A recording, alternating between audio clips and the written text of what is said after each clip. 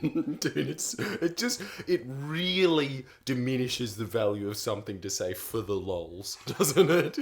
It's the only time I actually do like the word lol. If you watch this channel frequently enough, you will know that my life is just a non-stop what have the Romans ever done for us sketch. All these political geniuses that have graduated from the University of Zeitgeist asking, when will you stop sucking Labour's cock and realise the major parties are like choosing between a giant douche and a turd sandwich? Went on to do their masters at the University of South Park, I see. Honestly, there must be only one man on the planet who is glad that that guy's vote is worth the same as a climate scientist's. How good is democracy? So you point out the usual. Labor gave us Medicare, no recession for 30 years, the NDIS, a social safety net, penalty rates, a living wage. Led us through the GFC, Gonski. So which one in the political diagram is Labor, mate? The giant douche or the turd sandwich? To which they say, yeah, straw manning me. They don't know what straw manning is, doesn't stop them from using it. Honestly, the internet at this point is just a giant database of overused Reddit buzzwords and Twitch thoughts. I'm saying Labour is shit now. Oh, you mean when they're on the opposition bench?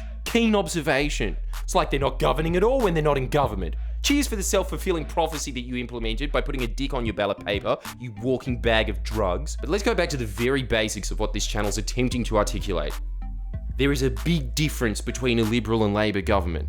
And it's not because one believes in socialism and the other one believes in the free market. It's because someone paying them, yo. Saying they're the same is like saying that somebody who works for National Tree Day is exactly the same as someone who works for Timber New South Wales. Well, they both work with trees, don't they? Instead of splitting hairs, you're splitting stumps. But the Labor Party is predominantly funded by unions. Unions are made up of workers, i.e. the general population. The Liberal Party is predominantly funded by banks, billionaires, and casinos. As a result, virtually all legislation in the history of this country that is in the general population's interest has been passed by the Labor Party. The environment is no exception. Every major environmental advancement has been put forward and passed by Labor. Not only that, they're such a good major party that globally they punch above their weight. You know why there's no mining in Antarctica? Because Paul Keating lobbied the president of France. Francois, we've got to ban mining down there. Can you imagine the shenanigans they get up to if they found oil in Antarctica? Can you imagine John Howard saying that? Mr. I let BHP smuggle 83% of the mining boom out of the nation? You think he's all of a sudden going to cut his mining strings like an NSYNC video clip? It's time for me to be a real boy. Labor got mining banned on an entire continent.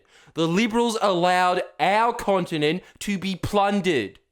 That's the scale of difference between the two major parties in this country. Fucking Antarctica! Obviously, Bob Hawke and Paul Keating deserve massive props, yo, for getting that passed. That is a major accomplishment of their legacy that is under-celebrated. But who convinced Bob Hawke and Paul Keating to ban mining in Antarctica? Answer.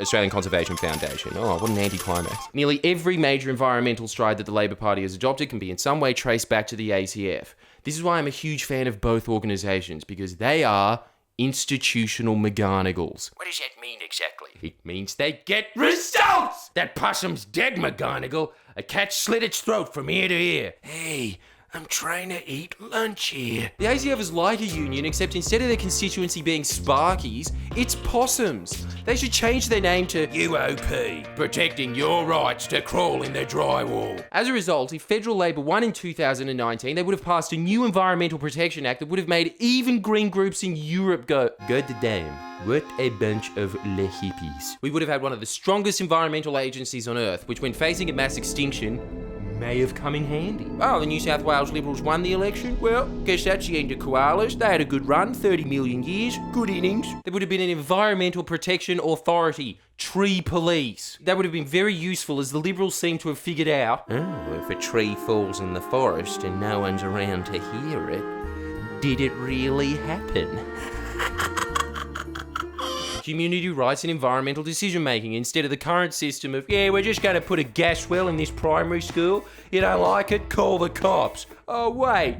There is none. These are all policy positions that are insanely consequential for a mainstream parliamentary party to adopt. But they both shit, mate. 2010. This was all slated in for a Labor government. The problem is, dickhead over here won. The only environmental law they're likely to pass, even with intense lobbying, is to make sure that someone mows the lawn on Parliament House's rooftop. Yeah.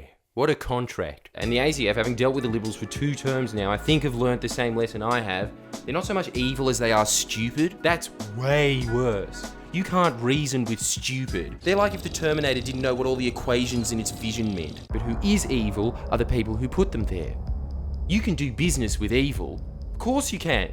They're the business council. As such, they've changed strategy. They've stopped talking to the people that are in charge and talk to the people who are actually in charge, the ruling class. They go to each and every one of these members and organizations and say, seriously?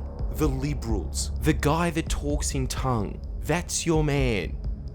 Seriously? Yeah, this has gone a bit too far, hasn't it? And it's working! They got the Minerals Council to change CEO. That is phenomenal. That is the real-life Council of Doom deciding, I gotta say, collection of the universe's most evil beings, I'm not exactly comfortable with the direction this council's heading. I think we could tone down the evil by 15, 20%. Maybe not 20, 15. Their former CEO has been replaced with a moderate. And because it's the Minerals Council, moderate just means someone who shouldn't be institutionalized, but still, I'll take it. They prosecute people that are clearing land illegally nationwide. They're essentially a department of the environment that hasn't been gagged. This is the sad reality of living under a liberal government. If you want institutions to work, you have to pay for them yourselves. Just think of it as paying taxes, which it is. All donations to the ACF are tax deductible. That's where I want my tax dollars going, to the organisation that saved Antarctica. Because every time you're feeling bummed, you can just count all the penguins that you saved until you fall asleep, and when you wake up, you won't feel grumpy anymore. In short, like the video, donate to the ACF. No, I did not get paid by the ACF to do this video. I just think that they deserve some publicity because I like the idea of koalas having lawyers. You should too. Please share and comment below. Comment.